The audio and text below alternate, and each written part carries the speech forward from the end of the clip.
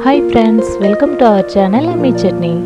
இன்னைக்கு taste of டியூஸ்டேல நான் சின்ன வயசா இருக்கும்போது இந்த சம்மர் சீசனில் என்னோட கசின்ஸோட சேர்ந்து சமைச்சு என்ஜாய் பண்ணி சாப்பிட்ட ஒரு ரெசிபி கூட்டாஞ்சோறு எப்படி செய்கிறதுன்னு பார்க்க போகிறோம். நீங்களும் உங்களோட சின்ன வயசில் இது மாதிரி கூட்டாஞ்சோறுலாம் சமைச்சிருக்கீங்களான்றதை மறக்காமல் கமெண்ட் பண்ணுங்கள். கூட்டாஞ்சோறில் நிறைய வெரைட்டி இருக்குது. முருங்கைக்கீரை சேர்த்து செய்ய போகிற இந்த கூட்டாஞ்சோறை கீரை பொங்கல்னு சொல்லுவாங்க. இப்போ கூட்டாஞ்சோறு செய்கிறதுக்கு 1 கப் அளவுக்கு பச்சரிசி எடுத்துக்கலாம். இது கூட 1/2 கப் அளவுக்கு துவரம்பருப்பு, 1/2 கப் அளவுக்கு பாசிப்பருப்பு.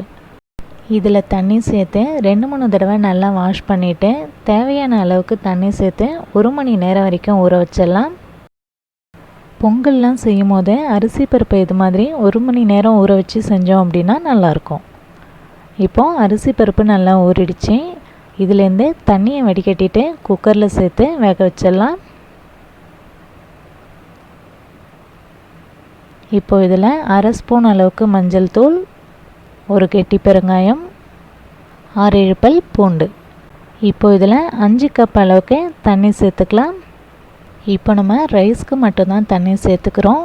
இது வெந்ததுக்கப்புறம் இது கூட நம்ம இன்னும் கொஞ்சம் சுடு தண்ணி சேர்த்து கீரை சேர்த்து வேக வச்சுக்கலாம். இப்போது குக்கரை மூடி வச்சு விசில் போட்டு 3 விசில் வச்சு வேக வச்சுக்கலாம். 3 விசில் வந்ததும் 1/2 அன் ஹவர் ரெஸ்டிங் டைம் கொடுத்து ஓப்பன் பண்ணிடலாம்.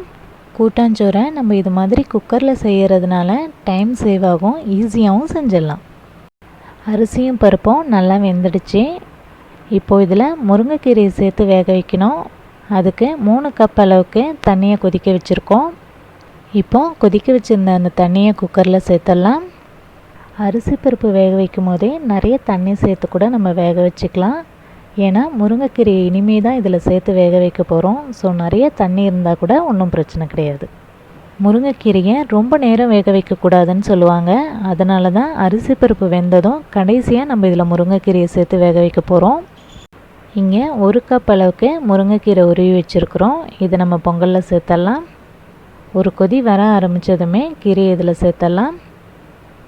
அரிசியும் பருப்பும் வெந்ததும் எந்த அளவுக்கு இருக்கோ அதில் பாதி அளவுக்காவது முருங்கைக்கீரை சேர்த்துட்டோன்னா கீரை பொங்கல் நல்லாயிருக்கும்.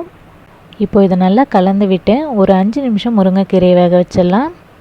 முருங்கைக்கீரையை ரொம்ப நேரம் வேக வச்சோன்னா அதோட சத்துக்கள் குறைஞ்சி டேஸ்ட் மாறிடும்னு சொல்லுவாங்க. அப்பப்போ இது மாதிரி நல்லா கலந்து விட்டு கீரையை வேக வச்சிடலாம். இப்போது கீரை வெந்துடுச்சு. இதில் தேவையான அளவுக்கு உப்பு சேர்த்துடலாம். முருங்கைக்கீரை வெந்ததுக்கு அப்புறமா தான் பொங்கலுக்கு தேவையான அளவுக்கு உப்பு சேர்த்துக்கணும். இப்போது பொங்கல் சரியான பதத்தில் இருக்குது. ஃப்ளேமை சிம்மில் வச்சுட்டு இந்த பக்கம் தாளிப்பு போட்டுடலாம். தாளிப்புக்கு 1 ஸ்பூன் அளவுக்கு நெய்யில் 1க்கு பாதியமாக மிளகு தட்டி சேர்த்துக்கலாம். 1 ஸ்பூன் அளவுக்கு மிளகு சேர்த்துருக்கோம். மிளகு பொரிஞ்சதும் கீரை பொங்கலில் சேர்த்துடலாம். இது மாதிரியே 1 ஸ்பூன் நெய்யில் ஜீரகமும் சேர்த்து தாளிப்பு போட்டுடலாம்.